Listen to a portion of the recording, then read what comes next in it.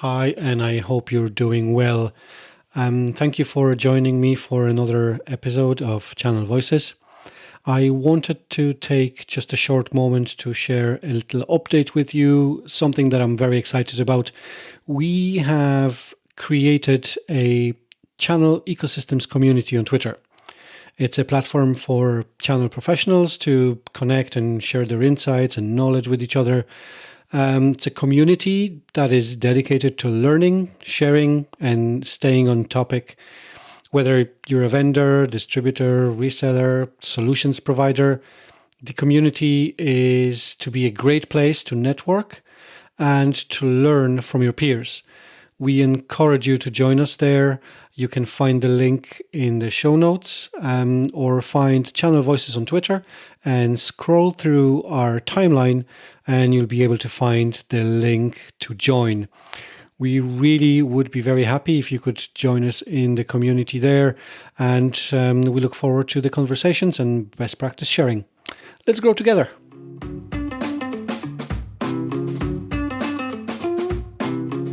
Hello, welcome, and thank you for tuning into Channel Voices, the podcast for future channel leaders, where we learn the ins and outs of partner ecosystems through casual conversations with channel professionals from a variety of industries, partner types, and geographies.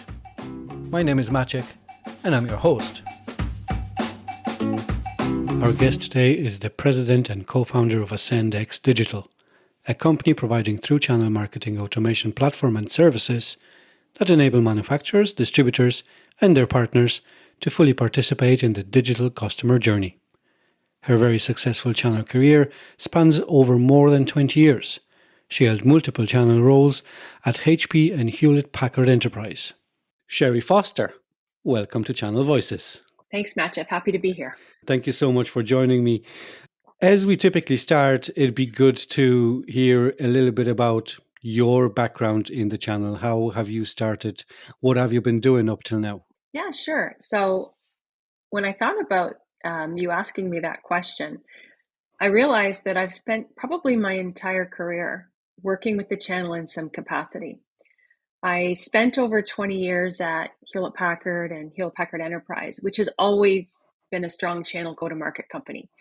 And so every role that I had, whether it was sales or marketing, business development, operations, it's always included a component of, how do we make this successful with and through our partners, not just direct.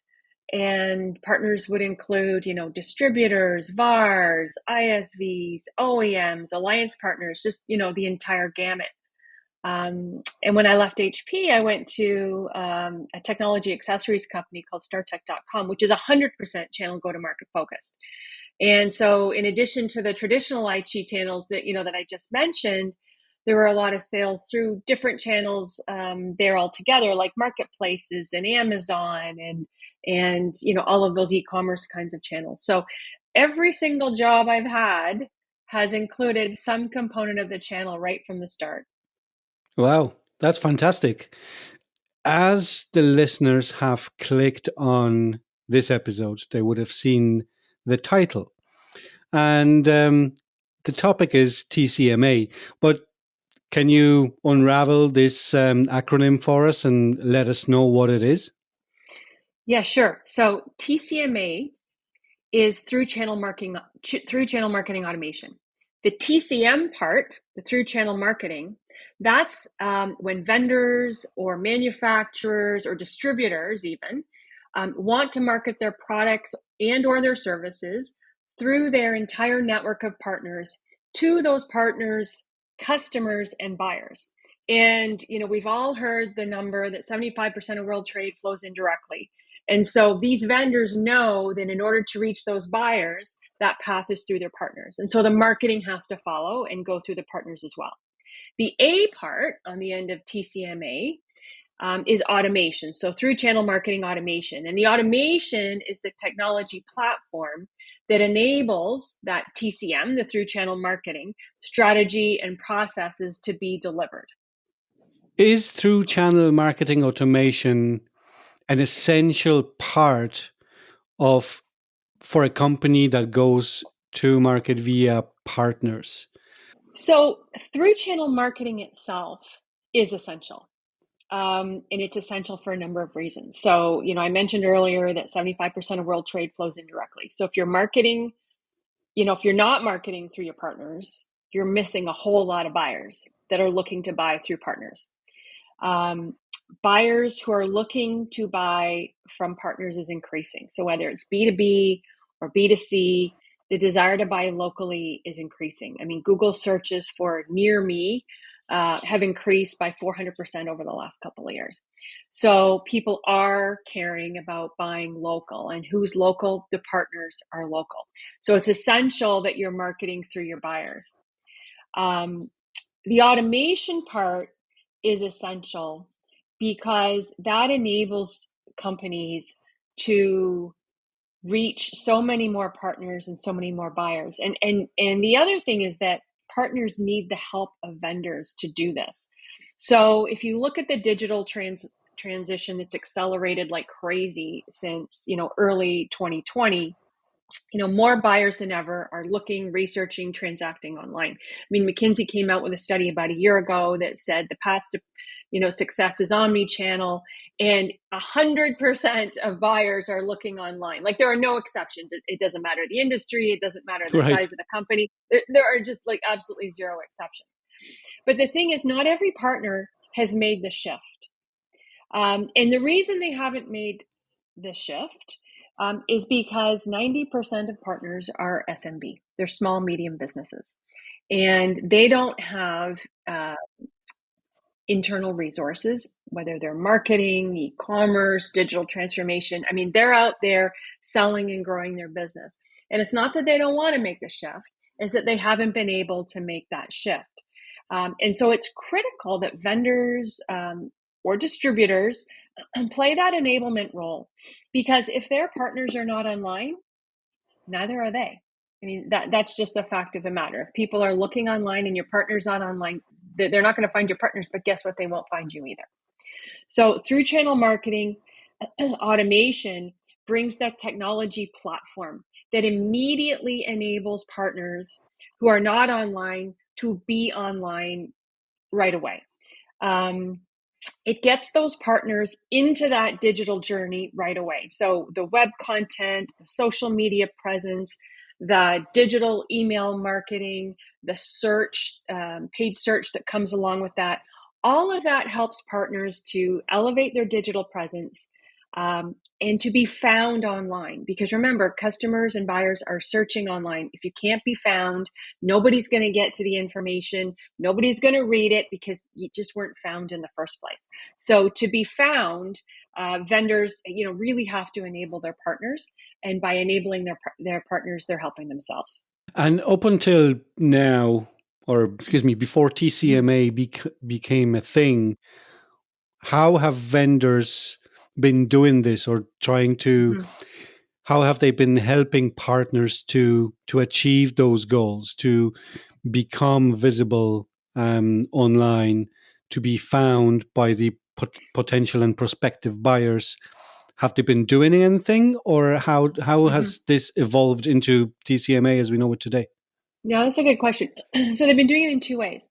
So one way they've been doing it is they've been posting stuff on portals. So for example, they'll post white papers and case studies and all kinds of assets, brochures, all that kind of stuff, and they hope that their partners will come and use it.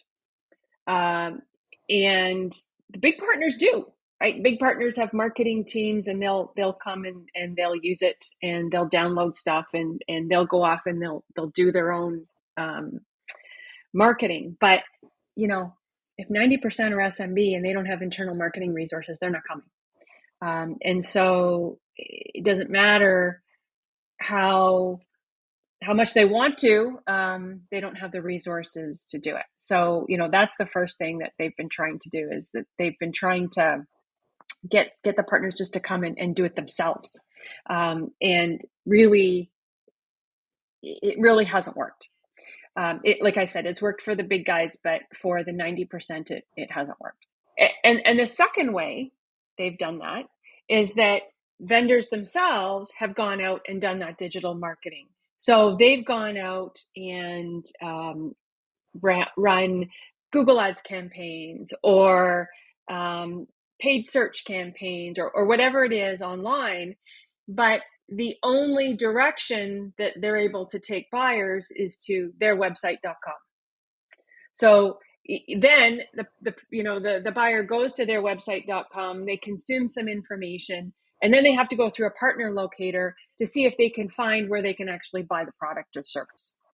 So a lot of times when that happens, the customers get lost. Right now you're into too many steps. Now I got to go through a partner locator, and then maybe that partner has a website, maybe they don't. Now you would think everybody has websites, and most do, but some don't. Now that buyer has to then go to that partner's website.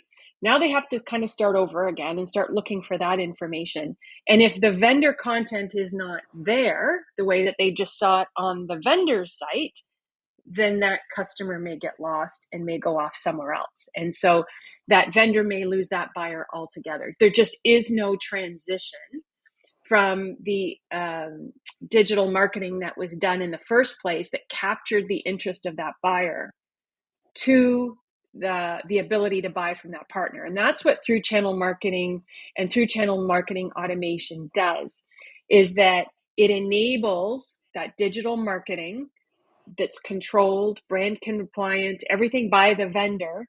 It happens through automation, through the partner, so that that buyer sees it, is captured, is interested, and then they are immediately directed to that controlled content on the partner site.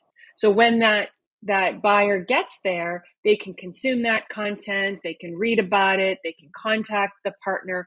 It just is all connected so that we just don't lose that buyer. Automation these days is so important, right? It doesn't only allow the speed, removing all those overheads on the individual teams and people within those teams, all those hideous manual admin tasks, etc. Yeah. We're talking about a lot of integrations here. Am I right? Well, to be honest, TCMA doesn't have to be a complicated integration. So we have customers who are running through channel marketing solutions, and there's no integration. I mean, there can be integration to sort of a CRM, but sometimes that's not something that they care so much about. They're trying to drive traffic and awareness. So it's not a complicated integration. A lot of times people run through channel marketing automation platforms that are already integrated with their PRM, their partner relationship management software. So that integration can often come together. Mm-hmm. And sometimes they run it standalone.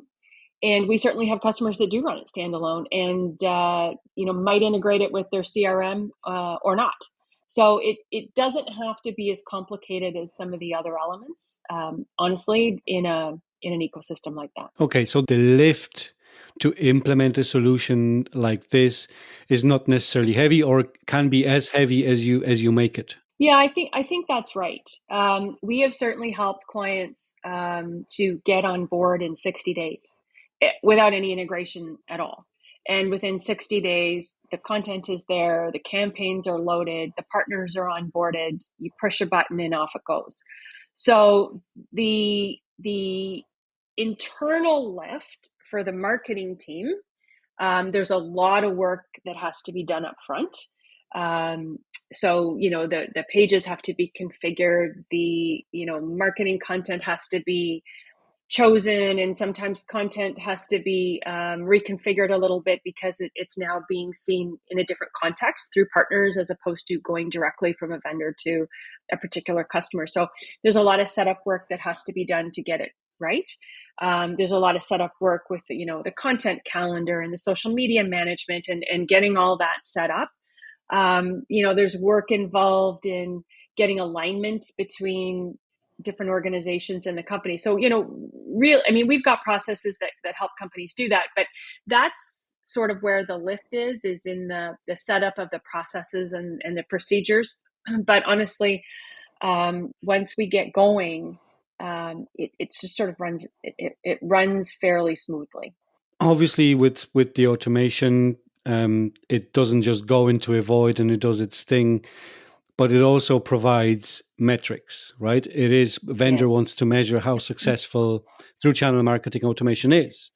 So, Yep. what are the typical KPIs, or what do the vendors typically measure when it comes to TCMA?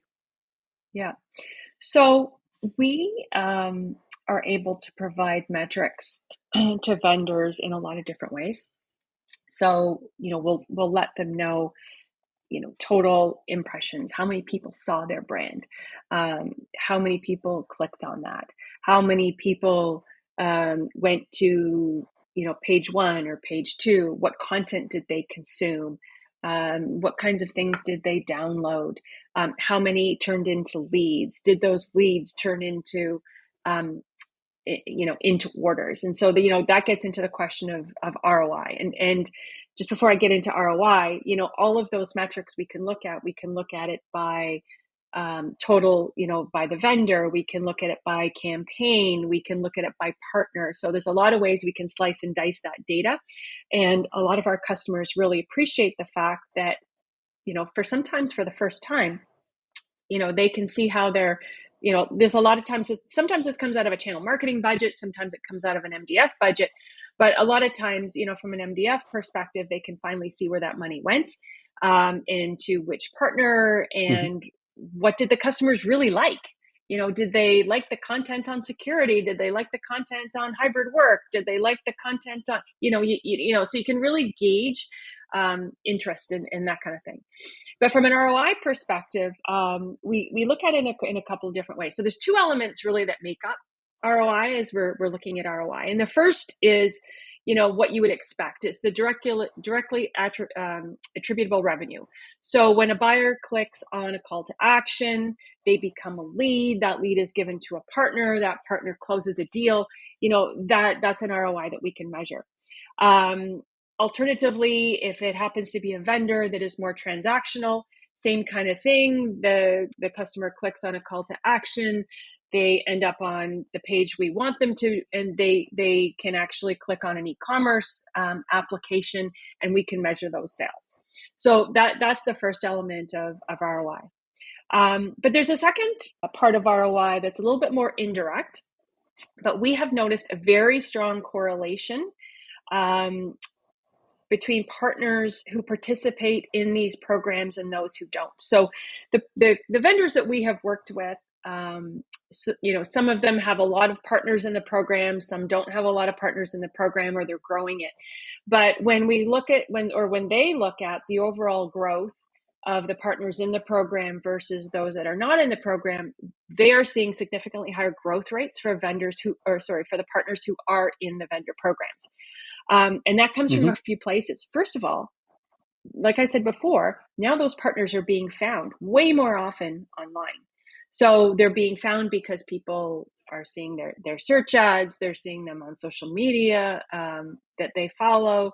They're being found online. So just being found online gets them into that buying journey where they weren't before. Their websites have far richer information. It's current, it's brand compliant for the vendor, builds credibility. And so we're seeing more conversion from those kinds of customers. And what we have found through our surveys is that the partners who participate in these through channel marketing programs have reported much stronger loyalty to those vendors who are actually delivering the through channel marketing through or for them. And so all of those things in combination contribute to significantly higher growth rates from partners who are in that program than partners who are not. So we typically see ROI from through channel marketing, starting at about 15 or 20x and going up from there, just depending on how sophisticated that through channel marketing program is. Thank you for that. People who are thinking about implementing through channel marketing automation. They might have been doing MDF before. That might be the world that they're used to, but they really want to help those SMB partners, because Mm-hmm. MDF is typically being consumed or being used and utilized by those bigger partners, like we discussed earlier. But they want to, help their tail end of partners to Yep. get visible, Mm-hmm. to start drumming up some leads and closing sales for them. What would you recommend? What would be your three tips for anyone who would like to implement this? And is there any prerequisites that the vendor needs to meet before even that they start looking at TCMA Mm. solutions? There was a lot in that question, so I'm going to start just with the MDF budget that you started with. So Hmm. we find that when we talk to companies, that you're right, they have MDF budgets, and they are typically assigned to the larger partners, and that makes all the sense in the world, because you need people within the vendor organization, the channel account managers, the channel business managers who are working with those companies, and there's an ROI that's expected. There are certain activities that are expected, and there's revenue that's expected back from that investment. As you know, and has been reported all over the place, as much as 50%, which is shocking but high, of MDF goes unspent. Now, some companies that I've not yet talked to a company that tells me 50% of their budget is unspent. So I don't know if they're being honest about it, or if the studies are off. But the point is, there's a lot of money that's being. I haven't had anybody say nothing is that everything is spent. So there's always some portion Yes. of something that's unspent. But if you think about the MDF, and if you think about what's not being spent and what the return on that could have been, those are dollars that you can reallocate through channel marketing. So you don't have to necessarily go find new money. And I'm telling you that the money that's unspent, the cost of it through channel marketing is going to be way less than whatever your unspent dollars are. So, if you let's say you have a $5 million MDF budget and $1 million is going unspent. That $1 million may be assigned to a handful of partners, right? That maybe haven't used those Hmm. dollars.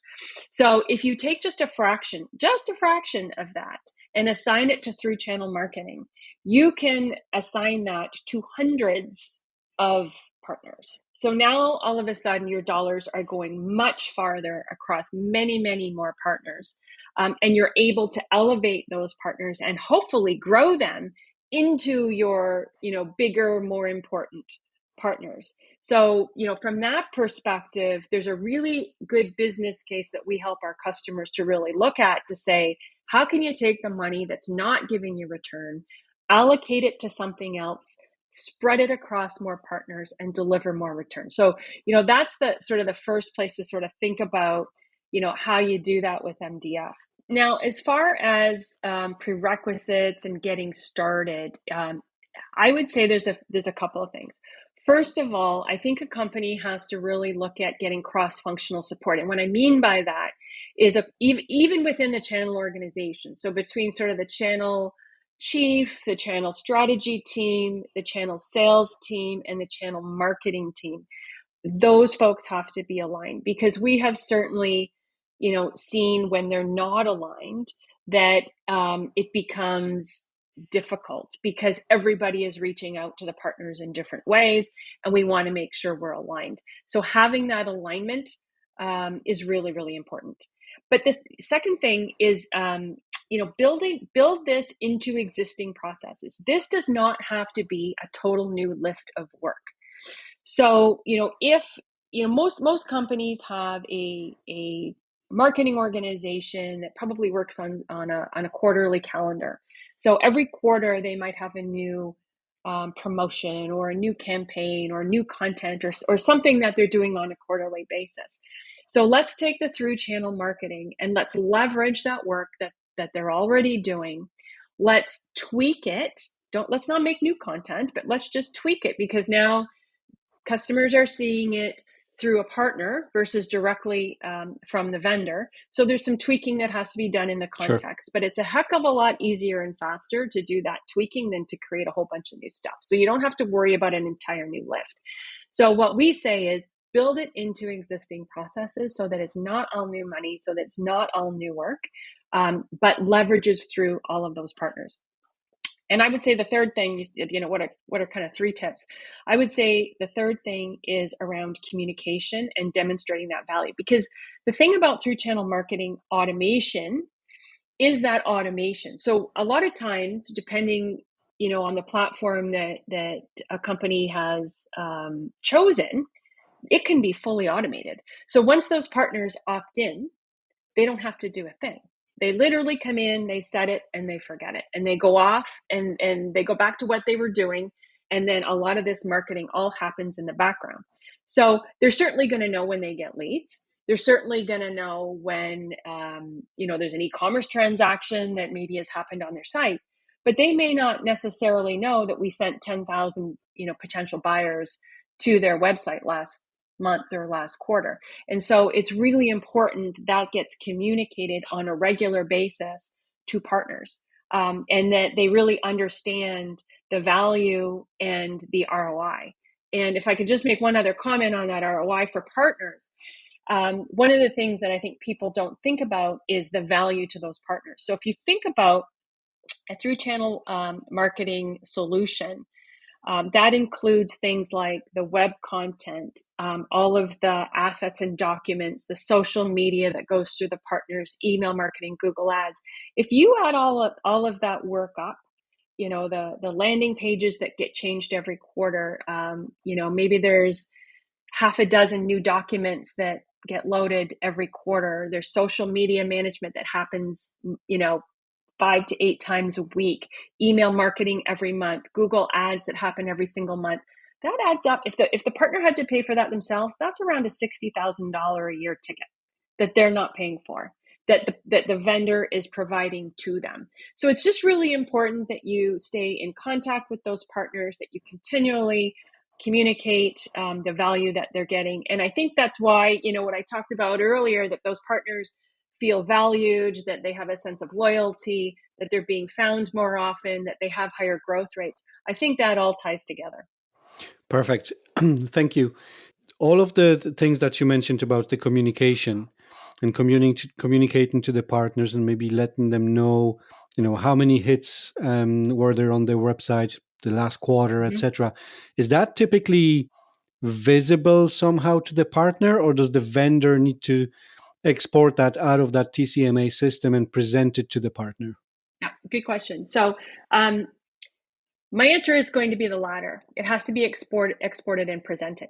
Now, if a partner wants to go into the platform, they can see it. It's there for them to see. But remember, we're talking about the small and medium-sized partners who aren't coming to the portal. So, we think that it's really important that proactive communication happens on a regular basis to share all that data. Absolutely. Like with anything within the channel, proactiveness is king, really. And you're the co-founder of AscendX Digital, and you offer the TCMA platform for vendors and for distributors. But how does AscendX Digital differentiate from other providers in the market? Sure. So most other providers either provide just the technology platform. Here you go, figure it out. Or they'll provide the technology platform, set it up, do the implementation, and then again, you're left on your own. We deliver through channel marketing. I mean, we can do that, but typically we prefer to deliver it as a service. Jay McBain has talked about in his research that in the TCMA space, 17% of customers are satisfied with their TCMA. And the reason is that they buy another MarTech platform and then they got to figure it out. They got to learn it. They got to become platform experts.